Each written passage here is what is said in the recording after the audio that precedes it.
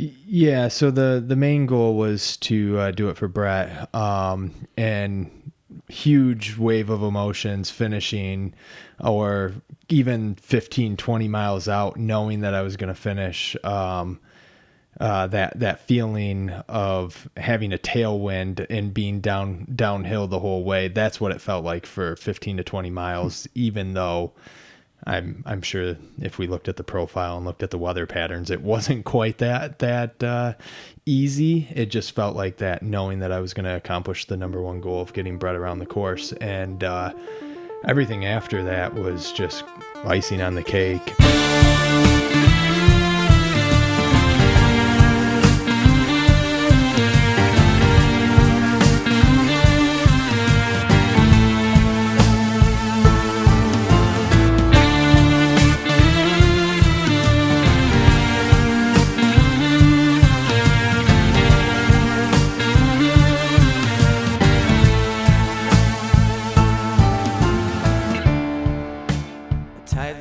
From KOM Cycling and Michigan Midpack Media, welcome to the Dirty Chain Podcast, the podcast that covers the cycling scene from the viewpoint of the Michigan Midpack. I am your host, Trevor, and what was initially supposed to be an intro for our last episode, Tristan Smith joined me to share about his Gravel World's Long Voyage experience.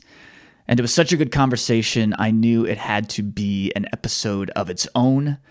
If you haven't listened to the last episode with Ben Delaney as we dig into bike tech, I encourage you to do so because I referenced that episode a couple times on this one as well. And Tristan and I talk a little bit about bike tech as well. But more so, Tristan shares his experience and his motivation behind why he wanted to tackle such a huge event like the Gravel World's Long Voyage. So congratulations to Tristan for finishing that endeavor. Congratulations to everyone who has been getting out and doing these incredibly difficult events and races. I'm thinking in my mind right now of the Margie Gessick in Michigan, in the UP of Michigan, that just occurred last weekend, and super inspiring to see all the people that not only finished, but attempted such a difficult race. So hats off to you. And I hope conversations like this one with Tristan will inspire you all to maybe attempt something a little crazy one day of your own. So yeah, let's hear Tristan's experience of the Gravel World's Long Voyage.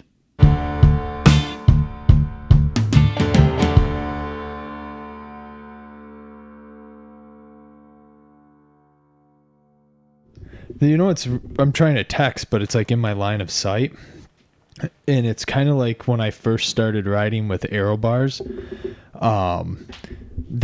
when you're looking at the tire in front of you, the bars are in your line of sight. So the first time I was like, even like when you're not in the position, but like even on your hoods, your drops, whatever, the aero bars are like in your line of sight of your tire and the person in front of you's tire. So I think sometimes you're like, oh fuck, I'm going to hit them. But now I've gotten much more comfortable with it. I think the problem is you're using aero bars. You think so? I mean, tell me, like, you've been using aero bars for how long now? Oh, I fucking love them. Just this year.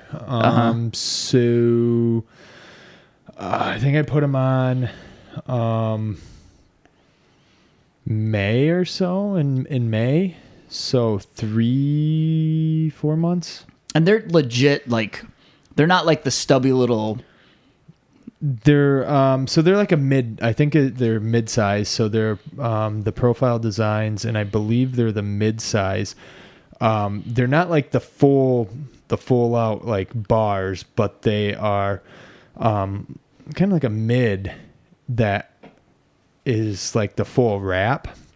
And I really like having my hands together, like just the position it gives. They just sit on it, and I guess they naturally it's almost like I can do the puppy dog hands off the end of the aero bars, and it's Right. fantastic. I mean, you rode them a bit before Gravel Worlds, and I assumed it was just getting used to them.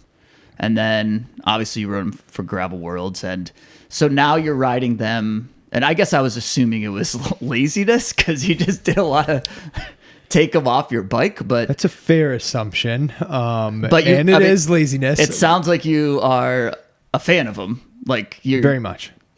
Will you keep them on for the foreseeable future? Until I participate in an event that says no aero bars. Okay. Yeah, that's the plan. Well, so I talked with Ben Delaney. This is the interview later for this episode. And Ben has been in cycling media for 20 plus years. He talks about it on the interview. And his whole thing is like bike tech. And I was going to ask you about, I asked Ben this, but I was going to ask you about a piece of bike tech or a piece of your kit or a piece of something on a bike, off a bike, whatever, that you find most valuable. And then I was going to bust your balls and say, it better not be aero bars. I wouldn't say it's the aero bars. I think it's probably, I think it's the whole system, right? Like everything coming together is the most important thing. Everything integrating properly, working together properly. And I think it's just the overall integration of everything is the best part of any fit, kit, whatever it is. But if I had to say one piece, it's definitely the saddle. I've noticed I like I like one saddle. I have it on 3 different bikes, and it's fantastic. What saddle? It's the WTB Volt, and it fits me fantastically. Trainer bike, Bo Jackson, and then my Your original fat bike. No, I haven't moved it over to the fat Okay. bike yet, but I probably should. Yeah, I mean, I do the same thing with the Specialized Power saddle. And I think it's just that like short nose, snub nose saddle. I really like that. But when I think about like a bike, like you said, like the whole system working well together, I think specifically about your build and why you built up the Bo Jackson, the Bear Claw Bo Jackson, fatter tires. It is an endurance rig, and that's what you built up. I thought you might say something about like 2.0 plus tires or something like that, or like a lot of clearance for tires. But yeah, I do enjoy that. And I equate those big tires as like sitting on a couch for comfort. It's just so comfy instead of, when you're on a long endurance ride, you don't want to be on something stiff and just high pressure jabbing you all day long. Whereas, 2.0 tire or 2.15, it's like having having suspension. Yeah. Mini suspension built in, and especially pairing that with your touch points of the saddle and bars and aero bars to give you an additional position. It allows you to go all doesn't day. the aero bars like I noticed you have to do some weird stuff with your cockpit, like figure out how to mount your computer, your light, all that kind of shit. Like what? Yeah, that was fun. I think I rode with you right after I put them on, and I'm like, I don't know what I'm going to do. I don't know how to get my lights. I don't know where to put my computer. Eventually I went to the standard stem mount, with the computer. And then I ended up using, the KOM cycling, GoPro mount and dropped the light down directly below the aero bars. Just you're using the mount only for your light setup. No computer, but just flipped it. I just have the GoPro mount that allows the Night Rider. What is it? The quick connect type of mount. So I'm able to switch between actual light units mid ride as needed pretty easily. Yeah. Okay, we're getting ahead of ourselves. No proper introduction, apparently, but you're listening to the Dirty Chain podcast from KOM Cycling. And this episode, I talk with, Tristan Smith here. He just finished, a couple weeks ago, I guess it's been. You finished Gravel Worlds, what do they call it? Gravel Worlds what? XL? No. Long Voyage, and still haven't unpacked. I still haven't unpacked all my thoughts on it yet either. Okay. So it feels like just completing it. So I want to talk to you about that. But one thing I want to say before we get to your Long Voyage experience, Ben and I talk a little bit about like kit that we find valuable or most valuable, and I mentioned a helmet, but I don't think I really talked a lot about the helmet, and I'm not sure if I have talked about helmets since my crash, but the helmet I was riding when I crashed was a pretty brand new helmet. It had MIPS technology in it, and I'm pretty sure that kept me from having a super bad concussion. So helmets are important, but I think a recent helmet and a helmet with good technology in there is extremely important. And I'll add to that. I think, I think we spend a lot of money on our bikes and everything that goes into biking. It's worth it to get a new helmet every year or every other year or something to that effect, where you're able to get the newest technology, able to make sure it's in good working order. Yeah. So that it moves around your head and provides that proper brain protection that it needs to, should you ever have an accident. Yeah, and when all is said and done, like, what is it, $200 every couple years or something? Yeah, yes, it hurts at the time, but thinking about what it could prevent is substantial, and it's those safety features that I'm pretty sure that the helmet I had before I upgraded, it may have been 7 years old. I'm not sure if it's true, but I'm sure it like kind of breaks down a little bit, and it definitely wasn't like, the technology was not the same as any of the concussion, the anti-concussion stuff like MIPS. So yeah, I just think it's super important to stay up with that and make sure your helmet is up to date. Can I go back and change my answer? No, I mean, in the MIPS, you can get those helmets too for, I think I bought my wife one that was like $70, a Smith Optics one. So I think even around the $70 price tag, you can get MIPS. Yeah. So it's definitely worth it. Yeah, for sure. So Tristan, like, we talked about this a couple episodes ago about you embarking on the long journey, Gravel Worlds. You have never done anything over 200 mile? 212, Michigan coast to coast, and in our backyard. So. Yep. And this was not Michigan.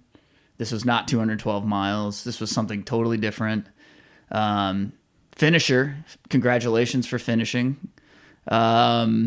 Give us a couple words on, you said you haven't unpacked, literally, you were telling me you haven't unpacked like your water bladder yet, or it's technically been unpacked. It's been cleaned.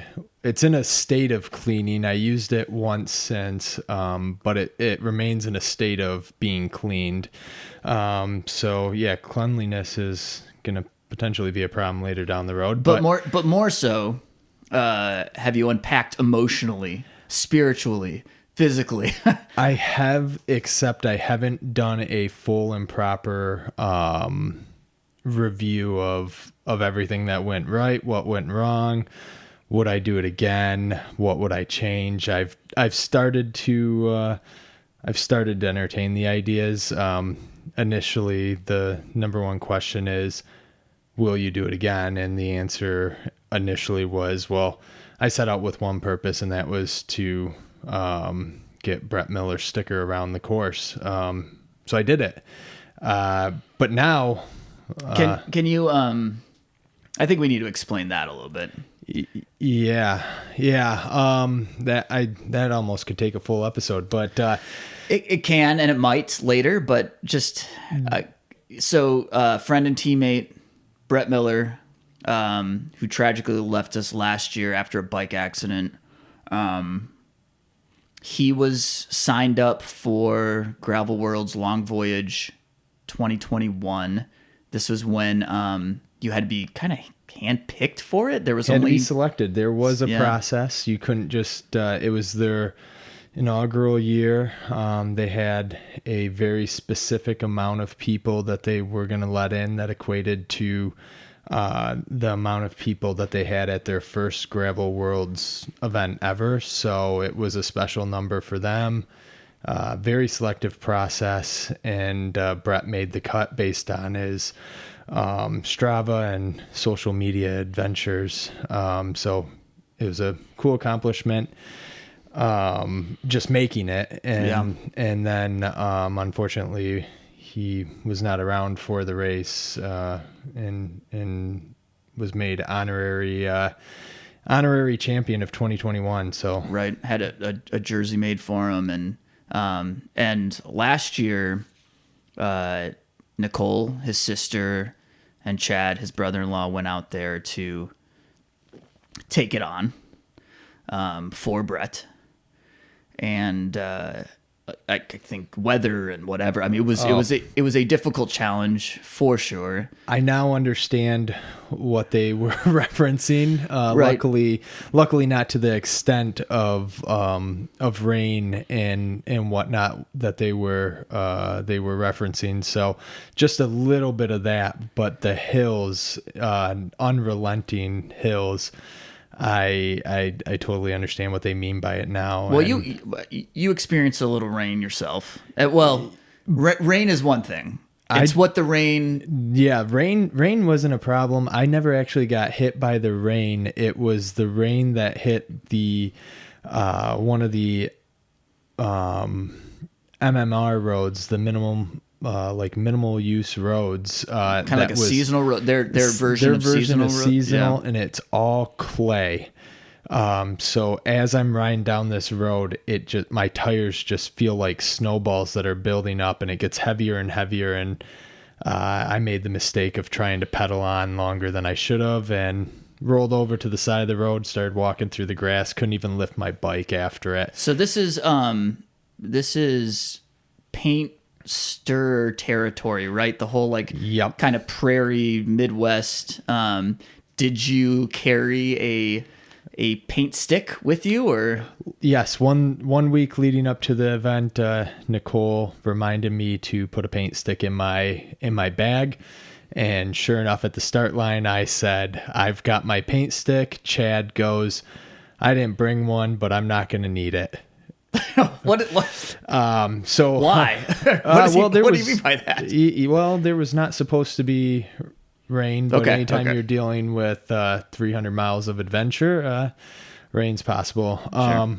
So we talked about me getting the stick out and breaking it in half and sharing. He said he didn't need it, so we parted ways without me sharing my stick.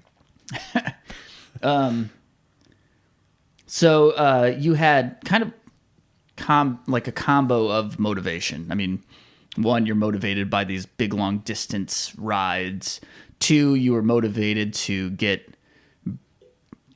like an Brett honorary around completing the whole thing. On the other side, like, do you feel like you accomplished what you set out for? I mean, you said you were already kind of picking it apart, thinking about what you can do differently, but have you taken the time and said, wow, I finished this, I accomplished what I set out for. You accomplished several things. Because what I'm getting at is, holy shit, like this was a pretty incredible accomplishment. Are you sitting here right now feeling like you actually accomplished it, or you kind of want to know what's next?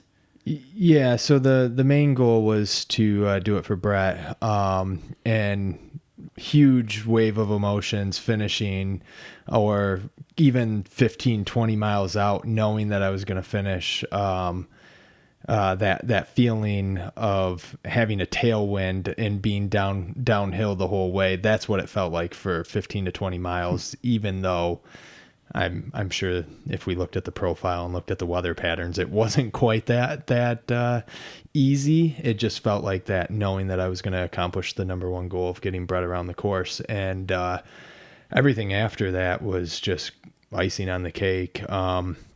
Now I think about it, and I think about what I would do differently with gear. So maybe instead of wearing my Orange Mud 2-liter bag, and maybe put that bag in a frame bag, and carry some of the lighter stuff on my body instead of me carrying the heavy water, and let the bike carry more. Did you find yourself getting fatigued with that Orange Mud bag? Because I even talked about Orange Mud with Ben a little bit, and how I use that for Kohutta, and I'm wondering if maybe I should have just went 2 bottles and utilized the aid stations more than carrying 2 liters. And I mean, we were climbing for hours. If it was a Moran, like in a couple weeks, and it's not a lot of climbing, it's pretty flat, you're not that's a different story. But I think the bag, I mean, I definitely noticed it my first couple times using it. I got fatigued, like noticeably fatigued the first year I used it, where I felt it. But honestly, 23 hours, 39 minutes, 44 seconds of wearing it, and then plus Can we call it 24 hours? Nope, just shy. Just shy. So, wearing it that entire time, it didn't set in that was bothering me, because I'm now used to it. The next day I definitely had shoulder and chest fatigue, where I could feel where it had worn on me. But at the time it was fantastic. Did you get any chafing? Yeah, sitting was a real concern there. Luckily there was a lot of hills to stand and climb on. So Oh man, I wasn't asking about that kind of chafing. I was asking you're about talking about the bag? The bag pack, chafe? yeah. No, never. Really? I found the strap on the side of my chest. Might have it a little too tight or too loose. If you have it too loose, it wiggles. One or the other, but it definitely kind of left a little scar or something after Kohutta. Just it rubs something wrong. Well, I should say my use has been a little less rough surface, so it's more smooth surface, gravel and whatnot. So, what was it like to? Because am I correct that this was your first race? But I mean, your first race outside of Michigan. Is that a correct thing to say? First race out of Michigan. I have. So the first question I always get asked is, "Would you do it again?" I don't know that I would do Gravel World's Long Voyage again. I'm thinking about that still, but Gravel Worlds is such an awesome experience. It is a national event, and it very much felt like it. It just went off without a hitch. But at the same time, walking into Packet pickup, Jason was there, shook my hand, chatted with me. At the finish line, Sophia took my picture for me. That's awesome. Chatting with Corey about my inexperience of where I put my spot tracker and how it was in a bad spot, and him helping me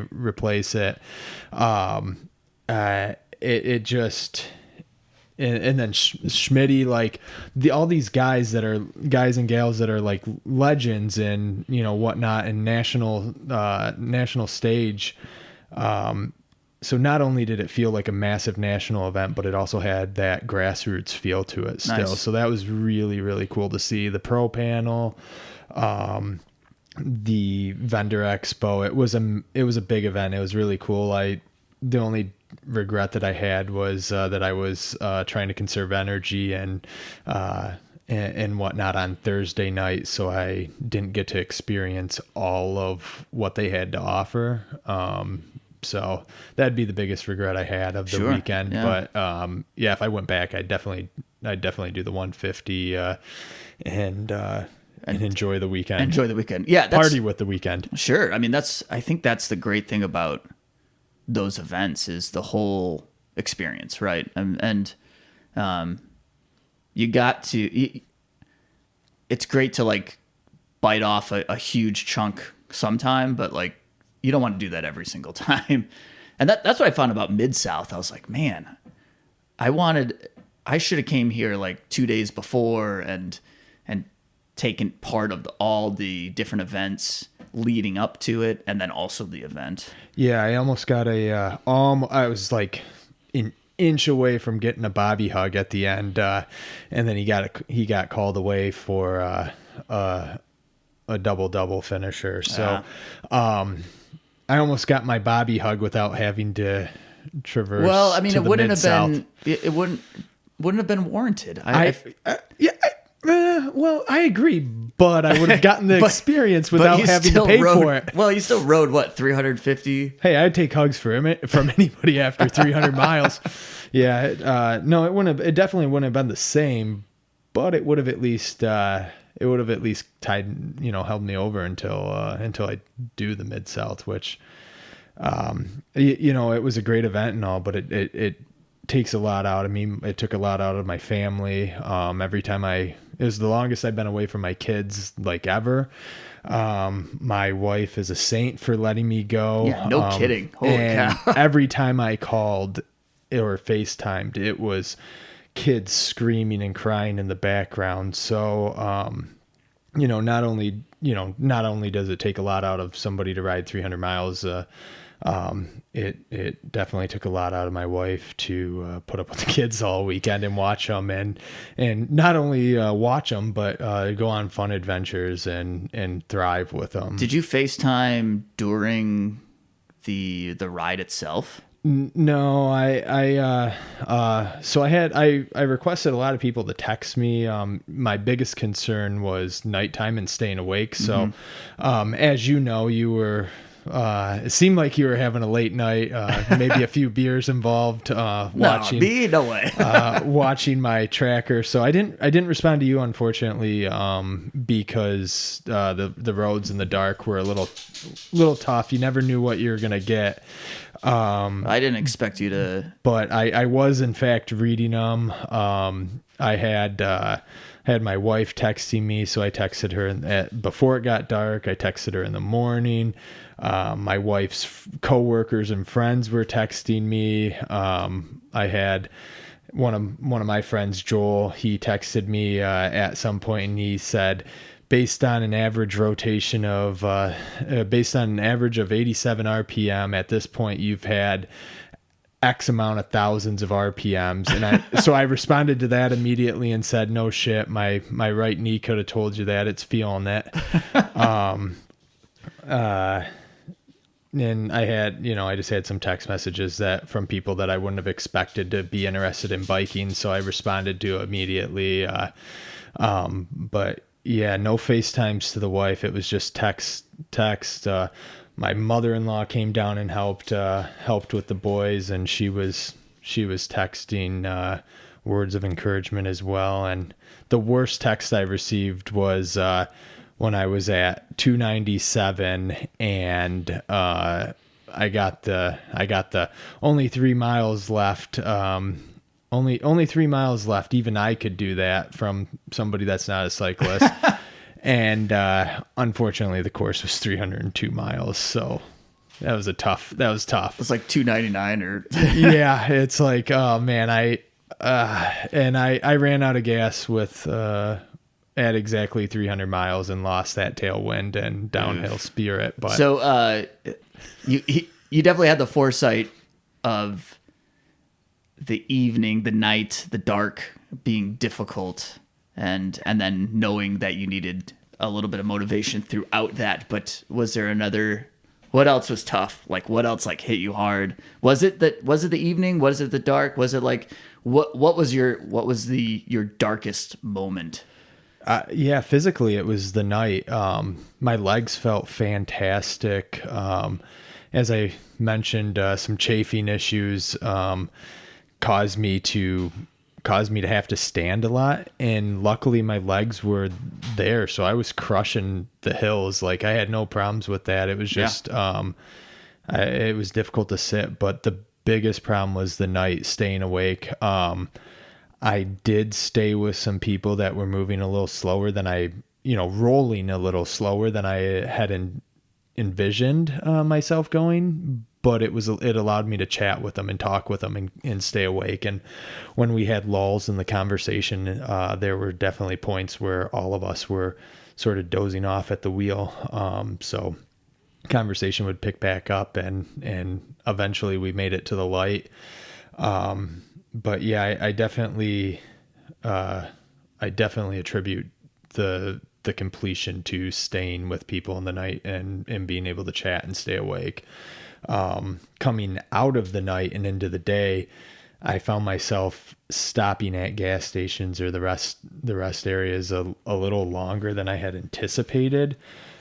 Just because I was having some issues with stomaching food and not feeling sick.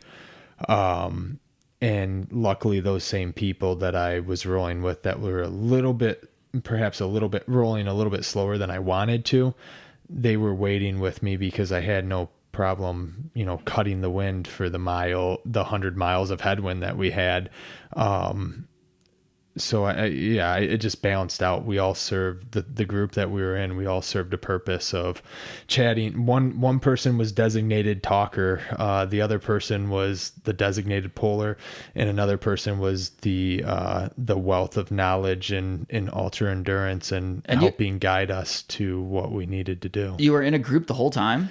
At least a couple people? You're never alone? Yeah, there's a few points where I was alone, like early on, where I didn't stay with the front group like I had hoped for as long as I had hoped, and I dropped off. I dropped off that front group, and then I was alone for maybe an hour or so.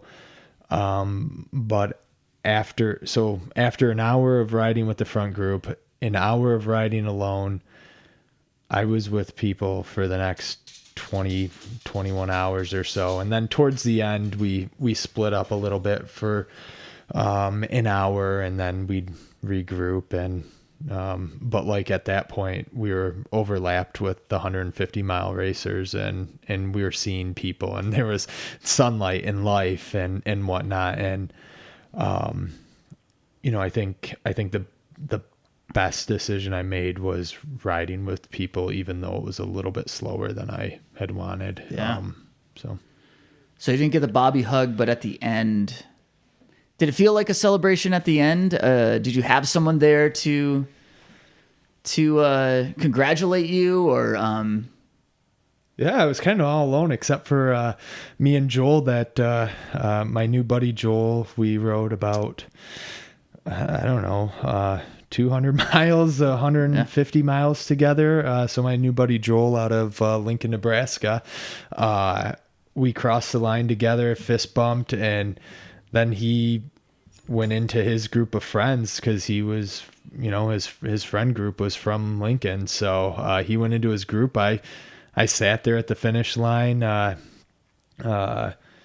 texted Nicole that we did it, and she's like, "Oh shoot, I was trying to get Chad off course and get back to the finish line before you got there, but you were too fast." So she came and scooped me up and delivered me back to my hotel so I could clean up, get some food, refresh, and then come back. And then it was a celebration. Good. So it definitely had the exclamation point at the end. So it wasn't like, oh, I'm done. That's over now. that emotion came,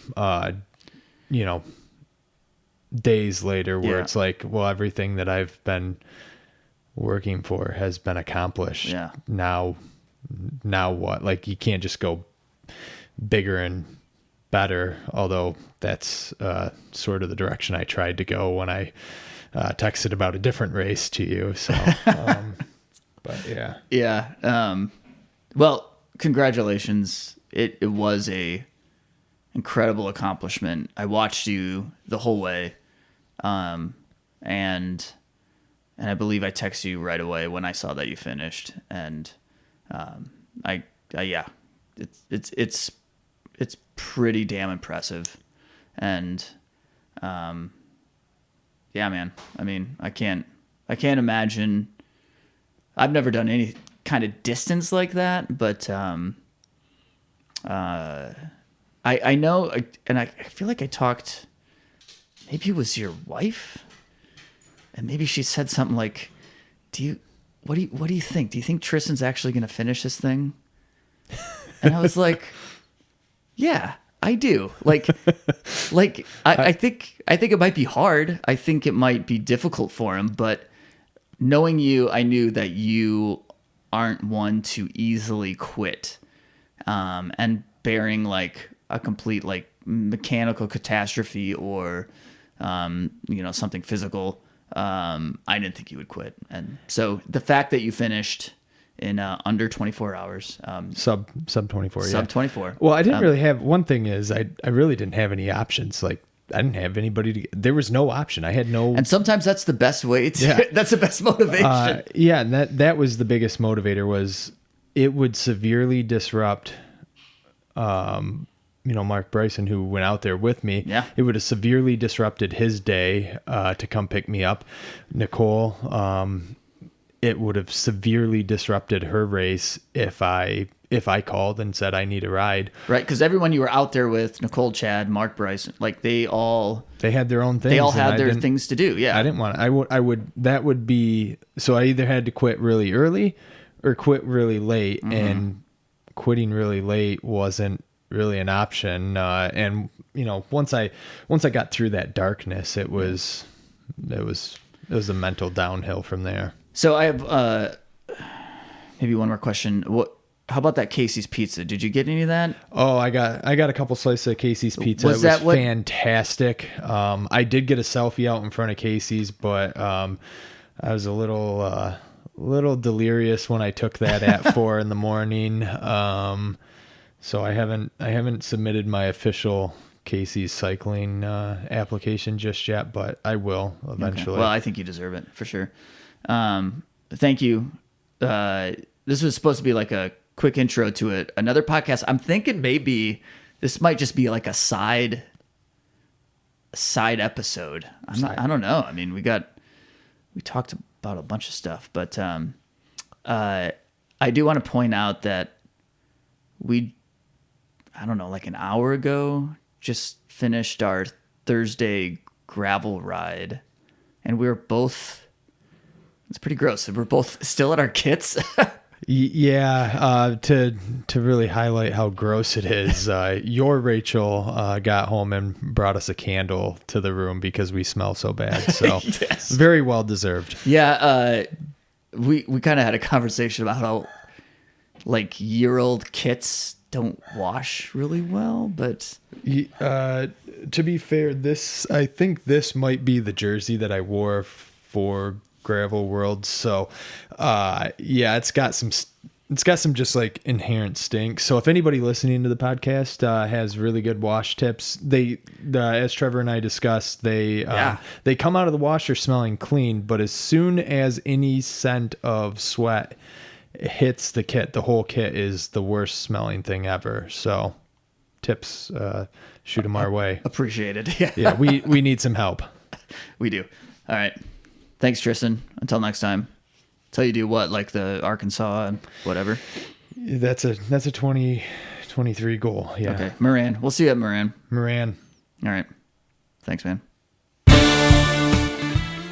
The Dirty Chain Podcast is a Michigan Midpack Media production in partnership with KOM Cycling, the source for your bike accessories and necessities.